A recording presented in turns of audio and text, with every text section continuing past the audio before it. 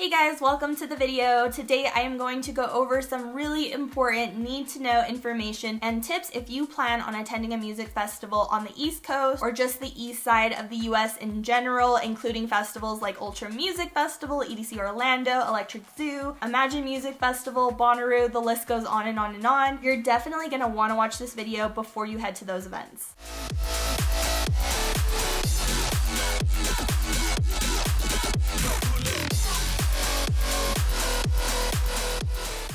If you're new to my channel, welcome. My name is Kandi. I am a music festival vlogger and video content creator, so I travel the world going to different music festivals to make vlogs, reviews, and helpful tip videos about all of them. I do live on the west side of the US. I'm from the West Coast, so I've been going to raves and music festivals for 15 years now. I feel so old, but I have also traveled all over the country, all over the world for events, and I have made thorough notes, documentation of all the events I've been to in order to give you guys really helpful information and tips that will make your festival experiences at these events the best they can be. I think this video is a really important one to do because basically all of the festivals on the East Coast or Southeast, all the events I've attended on that side have been not the best experiences for me for specific reasons, most of them including weather, things that from being on the West Coast I really was not prepared for attending these events. So I just want to share my insider knowledge, my experiences, so you guys can be prepared when you attend these events. Before we get started, I just want to ask you guys, if you haven't already subscribed to my channel, please do so. I have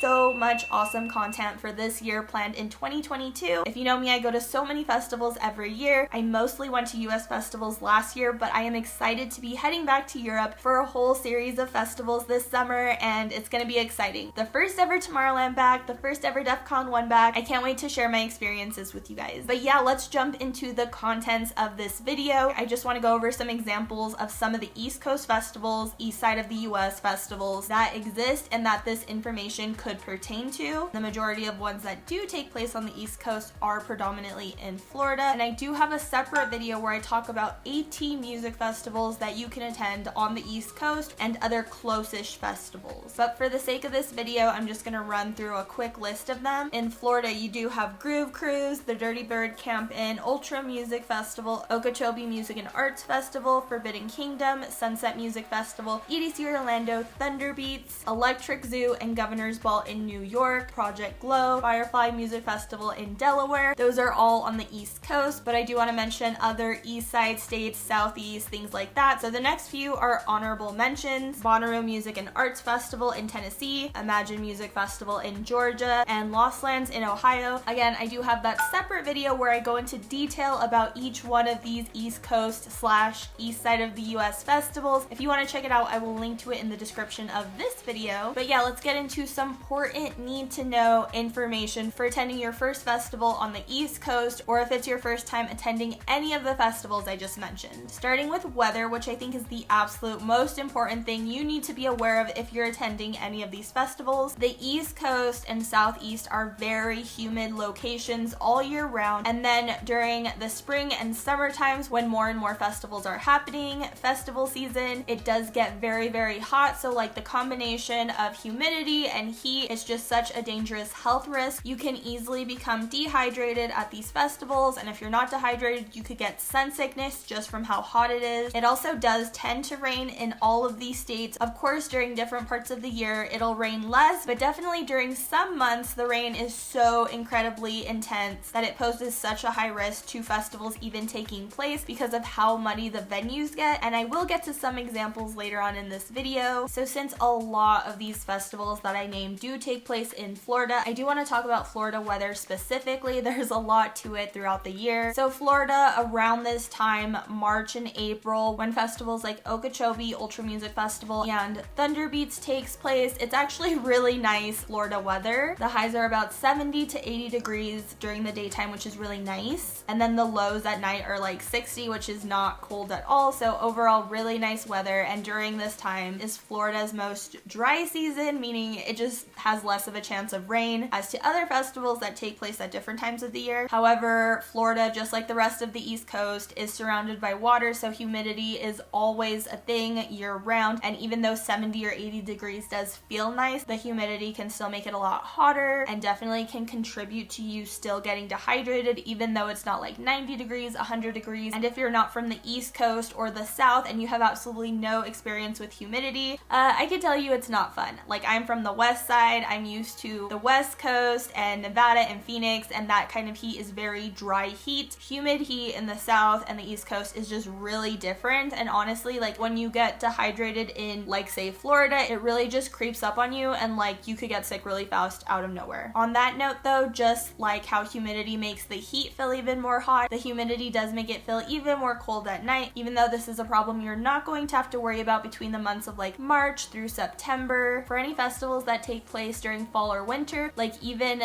the temperatures like 40 or 50 degrees feels freezing because of the humidity. I will get to that with examples and personal experiences later. So in addition to having to be careful about dehydration or sun sickness, you should also be aware that humidity does affect some people's hairs. It does affect my hair. When I went to Electric Zoo in New York for the first time, that was my first ever time in New York, so I didn't really know how humid it was. I've been to the South by then, I've been to Florida, but I didn't know how humid New York was, and my hair was so frizzy. Like, my hair is normally like this, and my hair in New York during Electric Zoo weekend was like this. Oh my god, my hair is already turning into a frizz ball.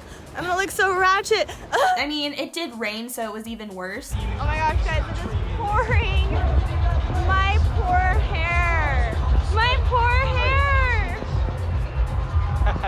It's so bad. I'm gonna look so ugly so soon. So Florida in the summer, May to August, or even the late summer, the weather is definitely the roughest it's gonna be, to be honest. Those are like the hottest months in Florida, so just like the summertime is great for festivals. It's generally nice weather, it's warm, it's not freezing. But on the East Coast, places like Florida, New York, and then Southeast states, like it's also kind of the worst time to do festivals because it is a combination of so hot and so much rain, horrible weather. I've had like a lot of really bad experience with festivals on that side of the country, mostly due to like weather, which is kind of out of their control. But yeah, weather is basically the biggest thing I'm trying to prepare you for, because if you have never been to a festival on that side of the US, you may not be prepared, or if you just started going to festivals, you do live over there but you just started and you don't know exactly how it could affect you. I just wanted to let you guys know. So my story with Forbidden Kingdom Music Festival last year, that was my first time attending. I had a lot of fun. It wasn't my favorite festival, not just because of the lineup. Like, it was a good lineup, I just think the production was a little weird. But yeah, the reason why I did not have the best experience at Forbidden Kingdom last year is because of the weather. It was so incredibly hot that the first day I got sun sickness. Like, I was drinking tons of water, I was staying hydrated, it was so humid and I was hot and sticky, but I was staying hydrated, yet I still managed to get sick.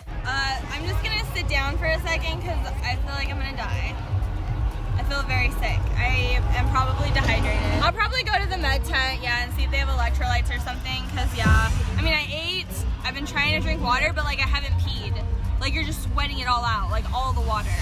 I'm just not used to like this humidity. I just didn't know that sun sickness was a thing at the time until somebody told me. I did have like a visor on, which protected this part of my face from the sun, but then when you think about it, like my whole top of my head was exposed, and that is probably why I got so sick. Also, I had a sunburn that just was of my visor, so I had a sunburn that went like this. It was really funny. Funny afterwards, not funny at the time. But the weirdest thing about Florida weather is that it was so hot. I was like literally dying. And then like moments later, it started raining, and it wasn't just raining, it was like monsooning. Like, the whole place was drenched, the wind was insane, it was a literal monsoon. People were trying to find shelter, and like at most music festivals, there aren't always a lot of places for shelter, especially if they're outside events. And so all my experiences with music festivals on the east side of the US have been like Electric Zoo in New York, Forbidden Kingdom, EDC Orlando, Imagine Music Festival. Like, none of those had very much coverage for when they rain. So a lot of the times you're just trying to find shelter, or you're just there weather, standing in the rain, but Forbidden Kingdom last year was by far the worst rain experience ever. Like, we were hiding under the VIP booth and all of a sudden that started collapsing in on us and falling over, and it was just,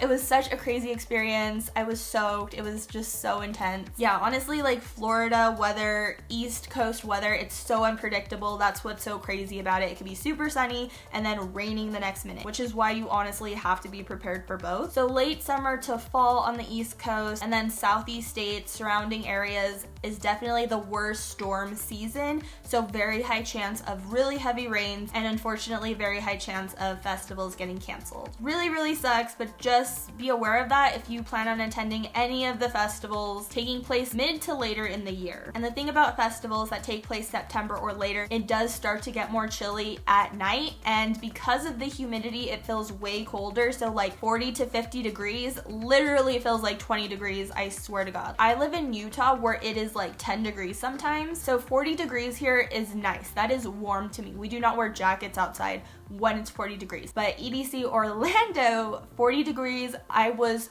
freezing. I've been to EDC Orlando before, but this past year, 2021, it was so freaking cold and I was not prepared for it. Oh no, it's actually chilly. I didn't expect this.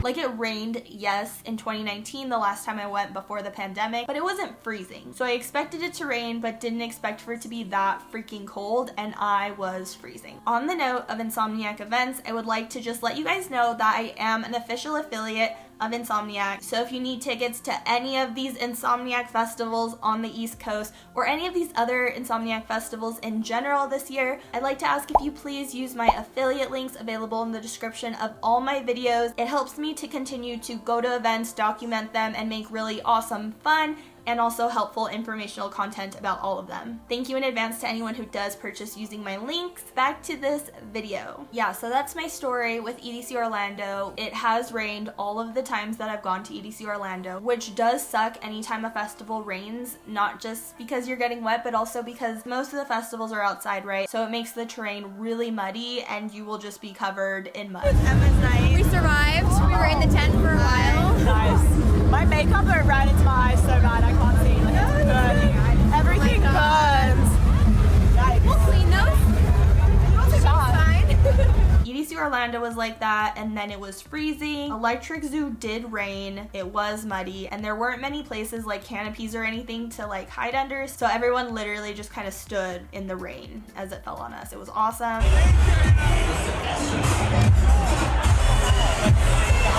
is so bad.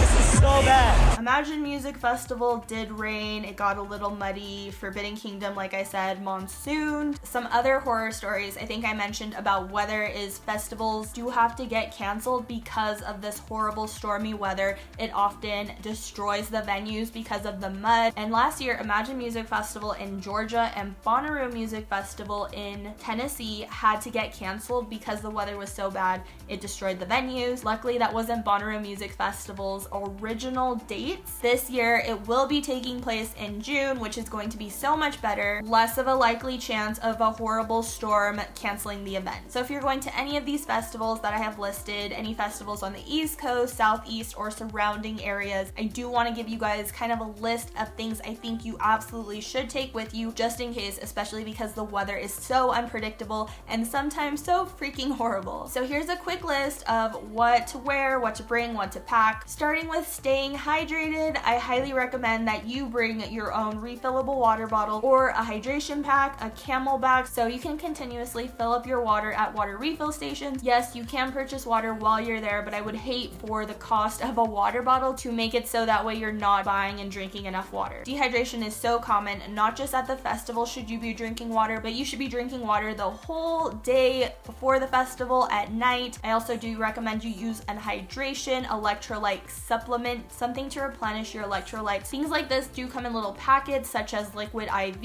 You can also use sugar-free Gatorade. I mean, you could use regular Gatorade, but like just drinking that much sugar isn't the best for you. Because of how hot it is, I highly recommend that you bring a hat with you, whether that is a baseball hat, a dad hat, a bucket hat. So yeah, I switched to my bucket hat because like the sun is like, do you see the sun is in your face? So I changed to my hat that I got from Forbidden Kingdom yesterday at the merch booth.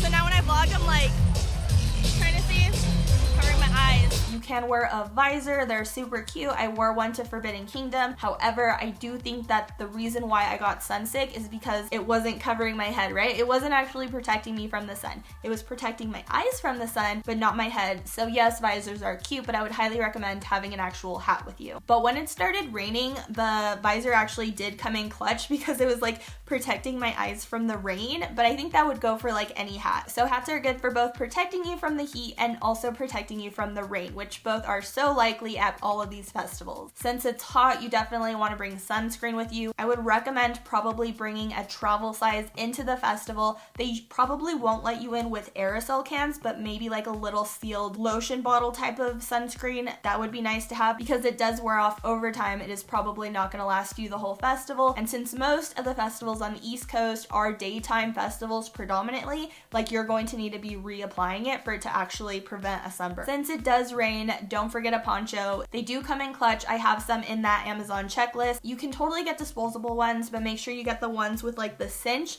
that ties right here, because if it's really windy or really bad monsoon weather, it'll just blow it straight off your head. So it's important to get the one with the cinches in case it does rain. I know this might sound a little extra or extreme, but I do recommend bringing a pair of extra socks with you, even if they're thin socks, because if it monsoons, if it gets super muddy, your socks and shoes will be soaking wet and you will thank me for bringing an extra pair of socks. Because it does get cold due to humidity, I do recommend bringing something like a light jacket that'll roll up really tightly into your backpack, or a pashmina, which you could like wear around your neck or put in your bag. Those will come in clutch if it's like really hot during the daytime and then magically becomes freezing at night due to the humidity. I think those are really easy things you could just bring with you just in case. The last really important item I actually think you should bring with you to any festival are high fidelity earplugs. If you've been following me for a while, you know that I'm an advocate for wearing earplugs to music festivals so you don't get tinnitus, lose your hearing, go deaf. I did actually get tinnitus because I wasn't always super strict about wearing earplugs to live music events, and you guys know I've been like raving and going to concerts and festivals for like 15 years now, but for the past few years I do wear my high fidelity earplugs to protect any further damage, because I'm not gonna lie guys, tinnitus really sucks. But yeah, I think those were the main points I wanted to get across to you guys. If you're going to any of these festivals for the first time, if you're going to a festival on the East Coast for the first time, things you really need to be aware about and prepare for, especially is the weather, because it's so unpredictable and so extreme. If you found this video helpful, definitely give it a like and subscribe to my channel and hit the bell so you don't miss out on any awesome music festival content I have planned for the rest of the year. And yeah, I think that's it for this video. Thank you guys again for watching, and until next time, peace out, Rave Scouts.